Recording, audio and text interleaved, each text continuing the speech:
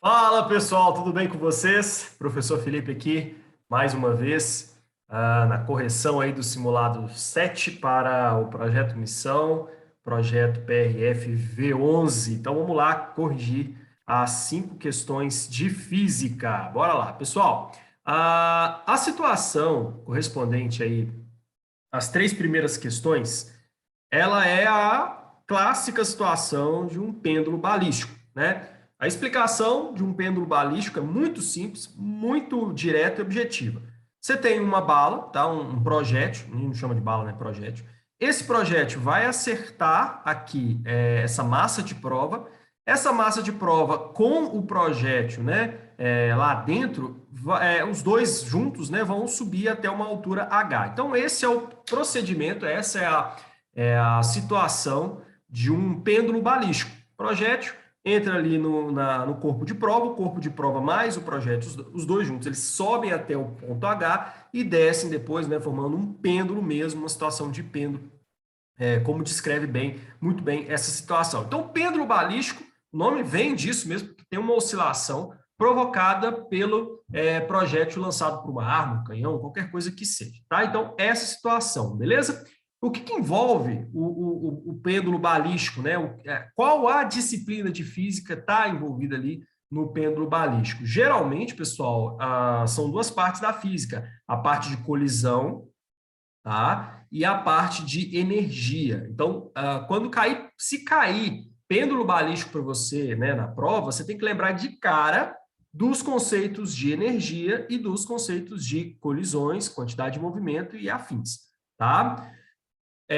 Geralmente, o projétil ele adentra o corpo de prova. Isso, adentrar, né, causar, realizar dano ao corpo de prova, a gente caracteriza como colisão inelástica, tá? Então, todas as vezes em que você tiver um projétil adentrando, né, realizando uma espécie de deformação no corpo de prova, a gente vai ter ali, então, essa situação de colisão inelástica, tá? Então, tem que lembrar desses pontos. E a colisão inelástica, pessoal, ela tem um fator muito importante, porque a colisão inelástica, ela desprende, ela dissipa energia, né? Mas conserva a quantidade de movimento, né, do sistema. Então, não se esqueçam, tem dissipação da energia cinética, tá? Mas tem conservação da quantidade de movimento. Então, você tem que ficar muito atento a esses pontos para resolver de forma clara e muito simples essa questão. Show? Então, vamos lá. Um sistema muito utilizado em laboratórios de perícia policiais é o pêndulo balístico, como pode ser visto na figura.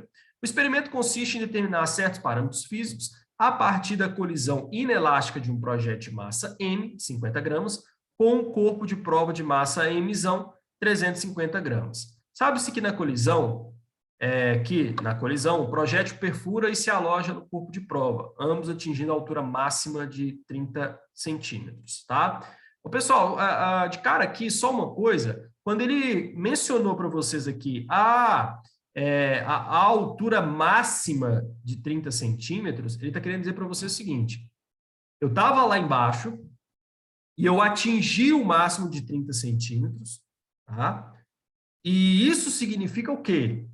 Que eu tinha uma energia X aqui, ela foi transformada totalmente em quê? Em uma energia de altura, né? A gente diz assim, entre aspas, uma energia de altura no ponto mais alto. Quer dizer que toda a energia que eu tinha aqui nesse ponto, ela foi transformada em energia referente à altura do ponto mais alto, tá? Então, não se esqueçam, a energia nesse ponto mais baixo foi transformada totalmente em energia lá no ponto mais alto, energia de altura, que a gente vai comentar daqui a pouco o que é, tá? Considerando o valor da aceleração gravitacional como 10 metros por segundo ao quadrado e desprezando possíveis atritos, julgue os itens a seguir. Então, vamos para o primeiro. 33. A velocidade do conjunto imediatamente após a colisão é de aproximadamente 2,45 metros por segundo. Tá? Então, pessoal, o que ele quer saber? Ele quer saber a velocidade exatamente aqui, ó, quando o projétil atingiu o corpo de prova. Então, ele quer saber a velocidade exatamente aqui, no momento assim, ó, num espaço de tempo tendendo a zero após a colisão do projétil com o corpo de prova. tá? Então, assim, ó, pensa o seguinte, o projétil atingiu o corpo de prova, um cabelésimo de segundo depois, eu quero saber qual é a velocidade do conjunto, né, nesse sistema. Show de bola? Bom, vamos lá. Primeira coisa aqui a se considerar é que eu tenho uma energia cinética aqui depois da colisão, né, dos dois. Tá? Então, eu tenho uma energia cinética num tempo assim, tendendo a zero após a colisão. Quando eu falo tendendo a zero, pessoal, é para assim, falar com vocês assim, ó, gente, é um tempo assim, muito pequeno, depois o projétil entrou ali dentro do corpo de prova. Então, eu quero saber qual é a velocidade ali naquele instante, tá? Então, nesse instante, eu tenho uma energia cinética, porque o bloco entra em movimento. Essa energia cinética vai ser totalmente transformada em energia potencial gravitacional lá em cima. Lembrando que energia cinética é a energia do movimento, é aquela que você só tem quando tem velocidade, só existe energia cinética quando a gente tem velocidade, e a potencial gravitacional é aquela de altura, tá? Que quando a gente está a um certo nível do ponto zero ali, basicamente, ok? Então, pessoal, eu tive uma transformação de energia cinética em energia potencial gravitacional. O Felipe, é totalmente? É, porque eu desconsidero atrito. Então, ó, desprezando possíveis atritos. Então, eu vou pensar nessa questão que toda a minha energia cinética lá embaixo vai ser transformada em energia potencial gravitacional lá em cima. Tudo bem? Show? Felipe, dá para calcular a energia potencial? Dá. Dá. Porque potencial gravitacional, pessoal, é o seguinte, a gente calcula ela a partir de massa vezes aceleração gravitacional vezes a altura do nível, tá? A massa do conjunto eu tenho, a aceleração gravitacional eu tenho, e a altura também tenho, ora, então eu consigo achar potencial gravitacional, tá? Show de bola? Então eu com isso consigo inclusive encontrar qual é a velocidade do bloco aqui, ó. Porque é o seguinte, vamos pensar, toda a energia cinética vai ser transformada em potencial gravitacional. Então, a potencial gravitacional é igual à cinética.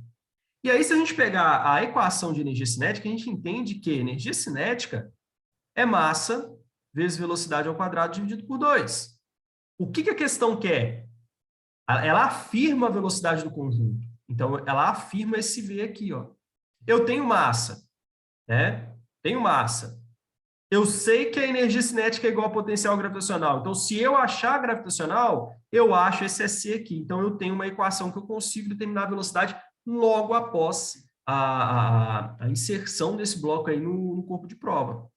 Então, para resolver a questão 33, basta a gente começar encontrando a energia potencial gravitacional, MGH, que é isso que nós vamos fazer aqui agora. Vamos lá. Vou terminar aqui em cima, tá? Então, ó, potencial gravitacional qual é a massa do conjunto, tá, pessoal? É do conjunto, porque notem que aqui vai partir os dois juntos. Não vai partir só o corpo de prova, não, nem só o projétil. Os dois juntos vão subir, tá? Então, a massa aqui é 400 gramas, coisa que você tem que ficar atento. Pessoal, não se usa gramas, tá? Em fórmula de energia. Cinética, potencial elástica. Potencial gravitacional, potencial elástica. Mas, Felipe, por quê? Porque a energia vai ter que sair em joules, tem que sair em joules. E para que isso aqui saia em joules, você tem que usar a massa em quilos, a aceleração gravitacional em metros por segundo ao quadrado e a altura em metros. Senão isso aqui não sai em joules. Ah, Felipe, mas se eu usar em gramas? Se você usar em grama, vai sair em unidade completamente diferente, nem sei qual unidade que ia sair se você usasse isso em grama, tá? Não vem ao caso, tem que sair em joule. Mas Felipe, por que tem que sair em joule? Porque tem que sair em joule, para você encontrar a velocidade de metro por segundo. Tá? Senão você não encontra a velocidade de metro por segundo, você acaba enrolando o meio de campo, tá? Então vamos lá. Qual que é a massa aqui? É a massa dos dois juntos, 400 gramas. E pessoal, em quilos, basta dividir por 1000. Então, fica 0,4. Essa é a massa do conjunto. Vezes a gravidade, que é 10, aceleração gravitacional, que é 10, vezes a altura. Mas, Felipe, qual que é a altura? 30 centímetros. Aqui, lembra do que eu falei. Não pode ser em centímetros, tem que ser em metros. Como é que eu faço? Né, pessoal? Centímetro. centímetros, centésimo de metro, ou seja, eu divido isso aqui por 100, tá? Então, 30 dividido por 100 é 0,3, ok? Para tudo sair em joules. Então, a potencial gravitacional será, corta isso aqui com isso aqui, fica 4, 4 vezes 0,3 vai dar 1,2 joules. Então, a energia potencial gravitacional atingida pelo conjunto lá no ponto mais alto é 1,2. Lembra que não tem atrito? E que, então, se não tem atrito, a energia cinética e potencial são iguais, então a cinética lá embaixo é igual ao potencial gravitacional lá em cima, então eu sei que a cinética é o mesmo valor. Dessa forma, eu posso afirmar que energia cinética também é 1,2 joules. Assim, eu tenho o quê? Aí vamos vir aqui para baixo. 1,2 é igual a massa, né? Qual que é a massa? 0,4, lembrando que é a massa dos dois, do conjunto, vezes V ao quadrado dividido por 2, tá? 2 vezes 1,2 dá 2,4. E isso é igual a 0,4 vezes V ao quadrado, tá? Então, V ao quadrado é igual a 2,4 dividido por 0,4, tá? Corta o zero aqui, corta uma vírgula aqui, fica 24, 24 dividido. Pessoal, é só para título de curiosidade, esse cortar esse zero que eu faço aqui geralmente, tá? Deixa eu até voltar aqui. Na verdade, não é um cortar zero, tá?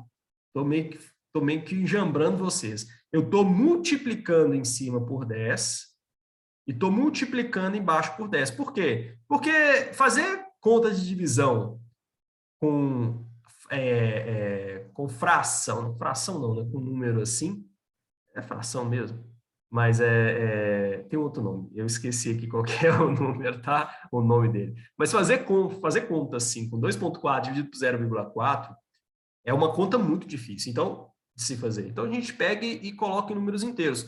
Então, quando você multiplica em cima por 10 e embaixo por 10, tem menor problema, tá? Você está fazendo o quê? Você está fazendo 24 por 4. E por isso que eu falo, corta o zero embaixo, corta a vírgula embaixo, corta a vírgula lá em cima, ou acrescento a casa lá em cima. Por isso que eu faço isso geralmente nos meus vídeos. Mas o que eu estou fazendo é multiplicando em cima por 10 e embaixo por 10. Felipe, eu posso fazer isso? Pode, não tem problema nenhum. O que você não poderia fazer é multiplicar em cima por 10 e deixar embaixo do jeito que está, ou multiplicar embaixo por 10 e deixar em cima do jeito que está. Isso não pode.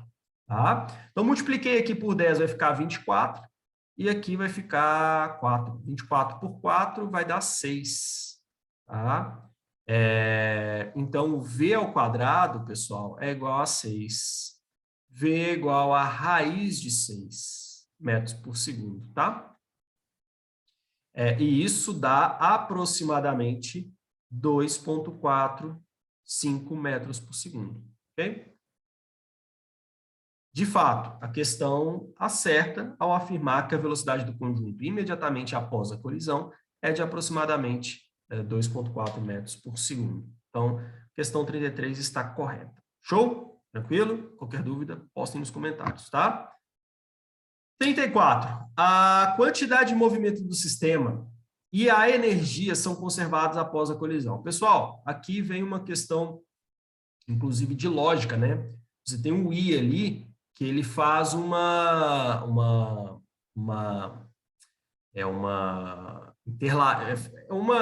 ele interliga as duas afirmações, tá? Eu estou querendo dizer para vocês o seguinte, que a afirmação é a quantidade de movimento do sistema, energia cinética e energia cinética são conservadas após a colisão. Para que a questão inteira esteja correta, as duas têm que ser verdadeiras. As duas têm que ser verdadeiras, tá? Então, a quantidade de movimento do sistema se conserva? Sim, porque é uma colisão inelástica. Aliás, a quantidade de movimento, pessoal, ela se conserva não importa o tipo de colisão. Seja elástica ou inelástica. A quantidade de movimento vai ser sempre conservada, tá? Isso já é sabido, já é assim, um negócio que é lei, tá? Então, a quantidade de movimento do sistema sempre se conserva, não importa qual o tipo de colisão.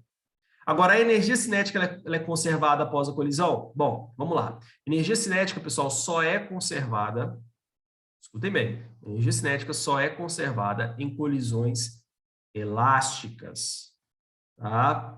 Colisões inelásticas não há conservação de energia cinética. Por isso que essa questão aqui está errada.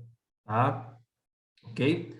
Felipe, por que disso? Vamos lá, dá para explicar até de uma forma mais simples. Quando a gente tem uma colisão inelástica, pessoal, olha para a equação de energia cinética aqui, rapidão para vocês verem. Ó. Olha para a equação de energia cinética. Aqui, ó, tá aqui do lado. Tá vendo? A equação de energia cinética, esquece os números. Ela depende do quê? De velocidade e de massa, correto? O que eu fiz quando eu tive uma colisão inelástica? Eu reduzi a velocidade. Ah, Felipe, mas eu aumentei a massa. Beleza, pessoal, mas o que você vai fazer aqui, você está reduzindo a velocidade e você automaticamente vai reduzir a energia cinética. Mas isso é uma explicação de forma simples. Eu poderia até explicar de outra forma para você entender. Um exemplo. Quando você tem o perfuramento ali do corpo de prova a perfuração, perfuramento nem sei se existe, mas a perfuração do corpo de prova pelo projétil, você gerou um dano e parte dessa energia cinética que o projétil tinha, né, antes, foi utilizada para quê? Foi utilizada para gerar o dano naquele corpo de prova, através de som, de energia sonora, energia luminosa, energia térmica, tá? Então, você tem uma dissipação de energia. Não há como um projétil se alojar num corpo de prova sem que a gente tenha aí uma dissipação de energia. Tem que ocorrer dissipação de energia, tá, pessoal? Então, não se esqueçam, quando tem uma deformação, eu preciso daquela energia para deformar o objeto. É o caso da colisão entre dois veículos. Não há como dois veículos se colidirem, né? E ali ter uma deformação sem que haja dissipação de energia de alguma forma. Então, pessoal, na colisão inelástica sempre há dissipação de energia cinética. A quantidade de movimento continua a mesma. Ah, Felipe, mas quantidade de movimento também depende de velocidade. Depende, pessoal, mas na mesma proporção de massa. Tá? Então, não se esqueçam. Falou para vocês, teve uma colisão inelástica, teve dissipação de energia cinética. Teve conservação de quantidade de movimento, mas teve dissipação de energia cinética. Portanto, a 34 está errada. Tá? Show? Questão 35. A velocidade V de lançamento do projétil foi de aproximadamente 20 metros por segundo. Pessoal, bora lá. Como é que a gente vai saber isso daí, né? A gente vai saber a velocidade de lançamento. Bora lá que eu vou explicar para vocês. Deixa eu só apagar isso daqui para a gente fazer isso daí, tá? Vamos lá. Pessoal, é assim. Você vai determinar a velocidade de lançamento, ou seja, esse V aqui, né? Através da quantidade de movimento do sistema, tá? Só que eu vou fazer isso do sistema já em movimento. Então, logo após a colisão. Então, a quantidade de movimento do sistema logo após a colisão, então, ó, presta atenção. Presta atenção no que eu estou falando agora. Quantidade de movimento logo após a colisão. Assim, ó, o projétil começou a entrar ali, aquela coisa toda. Logo após a colisão vai ser o quê? A massa dos dois juntos, ou seja, a gente já sabe que tem que usar em quilo, então é 0,4, vezes a velocidade. Aqui, um bônus, né? Porque eu já sei a velocidade aqui já. Então, eu não preciso determiná-la. Então, é só a gente lembrar da velocidade, que é 2,45. Tá? Então, essa é a quantidade de movimento que foi cedida pelo projétil para o conjunto. Então, lembra que eu falei com vocês? Quantidade de movimento se conserva em qualquer tipo de colisão. Então, o projétil ele tinha uma quantidade de movimento Q. Tá? Essa quantidade de movimento, ela foi cedida, ou seja, ela foi transformada, ela foi, enfim, foi jogada ali para o conjunto logo após a colisão. Então, essa quantidade de movimento aqui é igual a essa. Mas, Felipe, por que você vai partir para esse caminho? Porque é o seguinte, pessoal, quantidade de movimento é massa vezes velocidade, correto? Antes da colisão, o corpo de prova tinha quantidade de movimento? Esse cara aqui tinha quantidade de movimento? Não, porque ele estava em repouso. O único aqui que tinha quantidade de movimento na situação anterior à colisão era esse cara.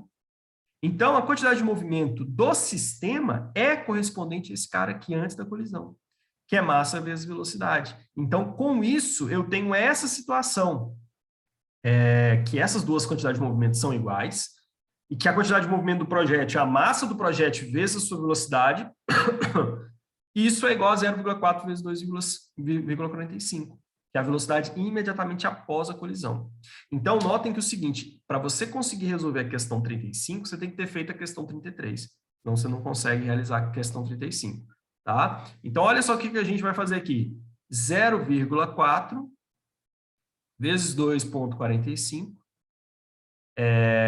é igual a massa do projétil, só do projétil, não é do conjunto agora, tá? Porque eu estou tratando da quantidade de movimento antes da colisão. Massa do projétil, em quilos, tá, pessoal? 0,05 vezes a sua velocidade, tá bom? Então, a gente vai... vou colocar tudo em miúdos, né, para ficar tudo bonitinho. V é igual a 0,4 vezes 2,45 dividido por 0,05. Aí, aqui, a gente faz o quê? Multiplica por 100, né? Correto? Para ficar tudo em números inteiros, né? Multiplica por 100. Aqui embaixo, pessoal, multiplicando por 100 vai dar 5, tá? Vai dar 5. E aqui vai dar 400, pode colocar assim. Vai dar, deixa eu ver se é isso mesmo. Vai dar 400? Não, que 400, gente? Ó, que isso, tô ficando doido já. Multiplicando aqui vai dar... Deixa eu fazer a conta na calculadora, que eu já faço tudo direto, tá? Então, vamos fazer a conta na calculadora para fazer tudo direto. Para não ter que ficar dando bizil aqui. Então, vamos lá. 0,4 vezes 2,45 vezes 100. Isso vai dar 98. Que númerozinho bom que eu arrumei, hein? 98, tá? Beleza? 98. Viu, pessoal? 98. Só um cuidado aqui que você tem que ter. Pessoal, isso aqui é uma multiplicação. Tá? Isso aqui é uma multiplicação. Então, quando você multiplicar aqui, ou você multiplica por 2,45 ou você multiplica por 0,4. Nada de fazer isso aqui, ó. Já vi muito aluno fazendo isso aqui. Muito aluno confunde isso aqui. Isso aqui, beleza, você multiplica 100 por 0,4, 100 por 2,45. Só que isso aqui, galera, aí não. Ó. Isso aqui, ou você multiplica por 2,45, ou você multiplica por 0,4. Ou você faz a conta 0,4 vezes 2,45 vezes 100. Tá? Mas jamais multiplica um pelo outro. 100 por 2,45, 100 vezes 0,4, não. 100 está multiplicando, é tudo. Tá? Porque está tudo multiplicando. Então, 98 que dá o resultado. 98 por 5, pessoal, dá quanto? Aproximadamente está 19,7, 19,6 metros por segundo. E aí vem a afirmativa e fala, a velocidade V de lançamento do projétil foi de aproximadamente 20 metros por segundo? Foi. 19,6 está muito próximo de 20 metros por segundo. Então, isso aqui está correto. Tá? Nem precisava você fazer essa conta, porque 98 por 5, pessoal, é mais ou menos 100 por 5, que vai dar aproximadamente 20 metros por segundo. Show de bola? Então, questão 33 correta, 34 errada, 35 está correta, tá? Então, essas são as 3 primeiras questões. Bora para as questões 36 e 37. Vamos lá. Pessoal, é o seguinte. A questão 36 e 37 as duas dizem respeito a esse enunciado, que diz que, no que diz respeito ao modal rodoviário, certas situações diversas da natureza colocam a segurança viária em risco. São exemplos dessas situações as fortes chuvas e, em algumas regiões do sul do Brasil, a neve e as chuvas em regiões com temperaturas abaixo de zero. Tá? O grande problema dessas situações é a perda de controle do veículo que ocasionam graves acidentes. partir do que foi exposto, julgue os itens a seguir. Então, pessoal, claramente, nós estamos falando aqui de uma situação de atrito. Tá? As chuvas, né? Basicamente, a neve e a chuva congelada, como a gente chama, elas geram ali uma situação de redução do atrito. Ô, Felipe, mas por que que isso gera redução do atrito? Pessoal, o atrito, a gente pode dizer aí que o atrito, ele tem relação com a rugosidade da superfície. Então, imagine o seguinte, isso aqui é uma visão microscópica lateral da pista. Então, ó, o que que eu fiz? Tem a pista aqui, não tem? Eu peguei um microscópio muito avançado e consegui tirar uma foto lateral dessa pista. O que a gente vê aqui é a rugosidade dessa pista. Ou seja, a rugosidade, pessoal, é a imperfeição microscópica que essa pista tem. Todo objeto, por mais liso que pareça, ele tem essa imperfeição aí. Tá? Isso a gente chama de rugosidade. Alguns mais, outros menos. Então, por exemplo, uma parede sem reboco, ela tem uma rugosidade muito alta e, consequentemente, ela tem um perfil de atrito muito alto. Tá? Uma pista de gelo tem uma condição ali, uma imperfeição que ela acaba, vamos dizer assim, sendo maquiada pelo perfil de água, que acaba reduzindo ali o atrito. Então, o atrito ele depende muito dessas condições microscópicas da superfície do material. A gente chama isso de rugosidade, tá? Mas aí o que acontece? Para um veículo ter a tração sobre o asfalto, seria meio que como se o pneu tivesse ali uma aderência a esse asfalto. Só que quando o pneu adere, pessoal, ele faz o quê? Ele junta as rugosidades do seu material com a rugosidade da pista. Então, a rugosidade do pneu, ela se adere à rugosidade da pista. E essa aderência gera o que a gente chama de atrito. O problema é que, em situações adversas como chuva, neve, regiões de gelo, esse líquido, a água, por exemplo, ou o óleo, pode pegar o óleo também, o gelo eu vou explicar daqui a pouco, mas esse líquido, ele entranha ali nos perfis rugosos desse material e faz com que fique mais difícil a rugosidade do outro material penetrar nisso daqui, tá? Como muitos sabem, a água, pessoal, ela não é comprimível, tá? Ela é incompressível. Você não consegue comprimir líquido, tá? Pega uma seringa, por exemplo, enche ela de água e tenta comprimir para você ver se você vai conseguir. Você não vai conseguir. Você vai estourar a seringa, mas não vai conseguir. Por quê? Porque os líquidos são incompressíveis. A maioria dos casos, tá? Lá no fundo do oceano, eu sei que rola uma compressão mínima, que inclusive isso modifica a densidade, mas, no geral, os líquidos, para situações de dia a dia, eles são incompressíveis.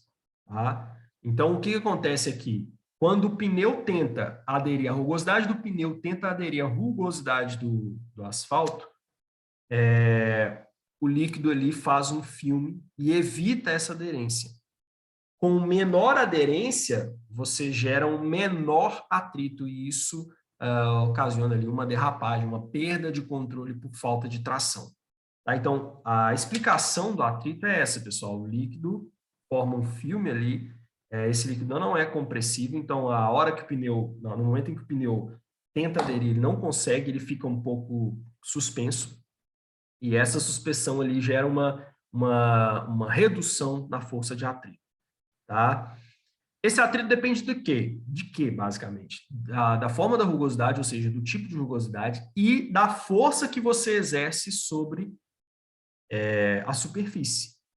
E muita gente confunde essa força com o peso. Ah, então é o peso. Não, pessoal, cuidado, tá? Nem sempre é o peso.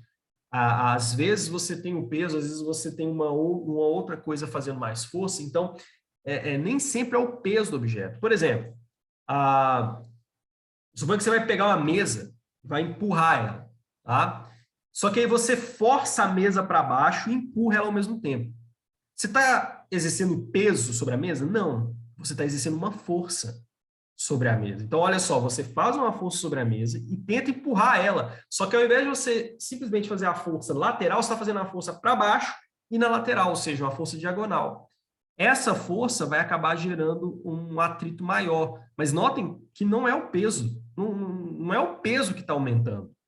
Porque uma coisa é você falar, eu coloquei uma caixa em cima da mesa e estou tentando empurrar. Beleza, você aumentou o peso do sistema colocando a caixa sobre a mesa. Mas, quando você empurra diagonalmente a mesa, você vai acabar aumentando não o peso, mas sim a reação que a superfície vai sofrer. Que ela vai, no caso, gerar, inclusive. Então, pessoal, essa reação nós chamamos de normal. É por isso que o atrito não depende do peso, mas sim da normal. Tá? Tenta fazer esse teste em casa, por exemplo. Tenta empurrar uma coisa lateralmente ou tenta empurrar ela diagonalmente para você ver. Quando você empurra ela diagonalmente, ou seja, para baixo e para frente, você vai perceber que você vai aumentar o atrito, vai ser mais difícil de você tirar do lugar. Por quê? Porque você aumentou a normal. Você não aumentou o peso. Tá? Então, muito cuidado com isso, ok? Atrito depende do tipo de rugosidade, ou seja, o coeficiente de atrito, mas também depende da normal, da reação da superfície que eu estou tentando empurrar, ok? Então, 36. A força de atrito é diretamente proporcional ao peso do veículo? Errado, porque não depende do peso, pessoal, depende da normal.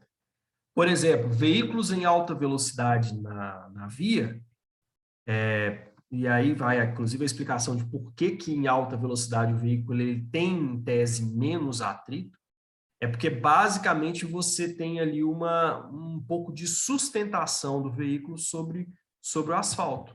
Então, o que acontece? O veículo em alta velocidade, aí tem também a questão das leis de Bernoulli, você tem a diferença de pressão entre o teto e o chão. Tá? Essa diferença vai elevar um pouco o veículo. Então, imagina o veículo andando em uma via. O ar passando ali vai gerar uma diferença de pressão, como se fosse nas asas do avião, só que não tão intensamente. Mas a pressão embaixo ela é maior do que a pressão em cima, pelo perfil aerodinâmico do carro. E aí o que acontece? A pressão embaixo, sendo maior que em cima, vai empurrar levemente o veículo. Esse empurrar levemente o veículo, pessoal, vai reduzir a normal. Mas notem que não reduziu o peso do veículo. A pressão do ar reduz a normal, não o peso. E com isso, reduzindo a normal, eu vou reduzir o quê? A força de atrito e, claro, a tração que o veículo tem. Então, 36, a força de atrito é diretamente proporcional ao peso do veículo? Não. A força de atrito é diretamente proporcional ao coeficiente de atrito e à normal. Então, a questão está errada, ok? 37. Em situações como apresentadas no texto, o aumento da perda de controle do veículo é ocasionado pela redução do coeficiente de atrito médio entre o pneu e o asfalto. Correto, pessoal. Por quê? O coeficiente de atrito médio, ele depende do tipo de material que é fabricado pela parada. Só que quando a gente tem ali a água, tem a neve, essas coisas todas, a gente gera ali uma situação que vai reduzir um pouco o coeficiente de atrito médio. Então, tá ok, a questão está correta, tá? E aí que diz que o que reduz a força de atrito. Cuidado, por quê? Aqui eu quis fazer uma pegadinha com vocês em relação a força de atrito e coeficiente de atrito, que não é a mesma coisa, apesar de serem proporcionais. Aliás, apesar da força de atrito ser proporcional ao coeficiente de atrito. Mas cuidado, eu quis fazer aqui com vocês uma confusão, para vocês não confundirem os dois termos. É igual, por exemplo, tem muita gente que confunde força gravitacional com aceleração gravitacional. O Gzinho que a gente usa é de aceleração gravitacional. Aí tem muita gente que fala assim, o G é gravidade. Não. Gravidade a qual a gente se refere quando a gente está falando de gravidade é a força gravitacional. É a mesma coisa aqui. Força de atrito é diferente de coeficiente de atrito. Por exemplo, estático. Coisas totalmente diferentes. Totalmente não, né? Uma depende da outra, mas, aliás, força de atrito depende do coeficiente de atrito, tá, pessoal? Porque não é que coeficiente de atrito depende de força, não. Cuidado, hein? Força depende de coeficiente de atrito, mas coeficiente de atrito não depende da força. São coisas aí opostas, tá? Então, quando eu falo a vocês, o que reduz a força de atrito, ok, tá? Beleza, tá certinho, mas cuidado para não confundir as duas coisas. Uma coisa é uma coisa, outra coisa é outra coisa, tá? Grandeza física que tem total relação com a tração do veículo no asfalto e com a aderência dos pneus ao solo. Pessoal, corretíssimo. Essa questão, inclusive, é a mais fácil das 5 que a gente tem. Só que você tem que tomar cuidado, porque o aluno, talvez, que estudou, que está ali no limiar muito bom, ele pega aqui e fala, mas espera aí, coeficiente de atrito, reduz força de atrito? Não, mas os dois são iguais. Então, isso aqui está errado. Então, cuidado, tá, pessoal? Força de atrito não é coeficiente de atrito. Então, pode ter acontecido algum equívoco aí nessa fala, mas de resto está tudo correto, tá? Ok? Então, questão 36 está errada, questão 37 está correta. Show de bola?